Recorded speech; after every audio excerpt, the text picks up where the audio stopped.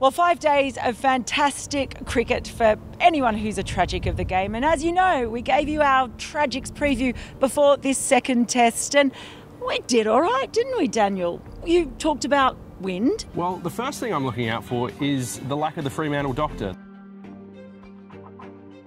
Well, the Fremantle doctor's in outside the stadium. I actually loved a comment by Greg Baum in The Age at the start of the test that the only thing that the stadium lacked was a massive industrial fan to replicate the doctor inside. And on the first day when it was really hot, we did miss it, but there was a bit of breeze throughout the ground across, but it's a bit like the MCG, a bit swirly really.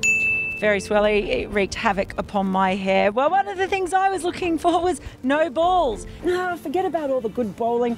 I'm looking out for no balls. And we struck gold there too. Ishant called for a no ball, seemed to be really struggling as well. It seemed to affect his bowling quite a bit. There was an awful lot of talk again about whether or not we should be looking very closely at using the technology to actually track those no balls. It was a big talking point for the second test, so I'm going to claim that as a win for us.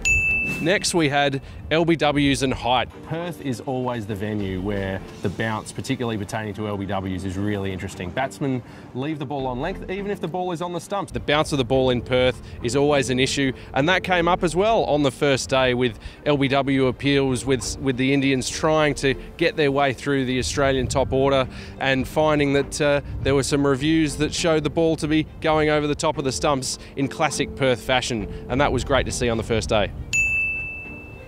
And what about the cracks? We talked about the cracks beforehand, and they were massively significant. I'm going to be looking for how much it's cracking, not the ball, but the pitch, of course. They weren't the same as the Wacker. They didn't keep getting wider and wider, but they were there from the start, and they seemed to be able to roll them in a little bit with the heavy roller coming out at all sorts of times during the match. But they just did enough to make it quite interesting. And overall, I think the pitch, with those cracks, has got a big tick from everyone. But we did say look out for them, didn't we? Then, of course, we had the question of how much swing we were going to see. I'm just interested in how much the ball is going to swing, because Perth has been known for quite a few of those great, late swinging Yorkers. Traditionally in Perth, particularly with the doctor in, you get to see a little bit of swing, the outswing into the wind, the inswing with the wind. And we saw from Mitchell Starc in particular a beautiful inswinger with the new ball to get rid of Murali Vijay at the start of India's first innings. That was something that I'd been waiting to see and was very, very happy to. Shame India didn't select Bhuvneshwar Kumar. Bhuvi hasn't played a lot of, 4-day cricket recently. And Umesh, having played in his last test, picked 10 wickets. And he was in good bowling rhythm.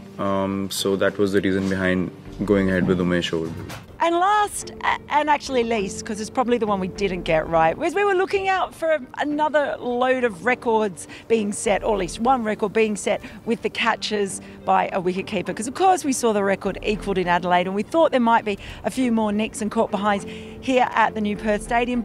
This could be the one, this match, because if there were all those catches behind the stumps at Adelaide Oval, there might actually be more on this kind of wicket. But what I will say is there was a total of 12 catches by a wicketkeeper in general or in total during this match. So that makes a world record overall. So, you know what? I'm claiming that as a win. That's 6 wins for us tragics. We'll be back with more very, very, very sad things for you to look out for in Melbourne.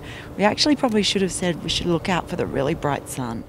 Don't forget to like, share, subscribe, and leave your comments in the comment section below.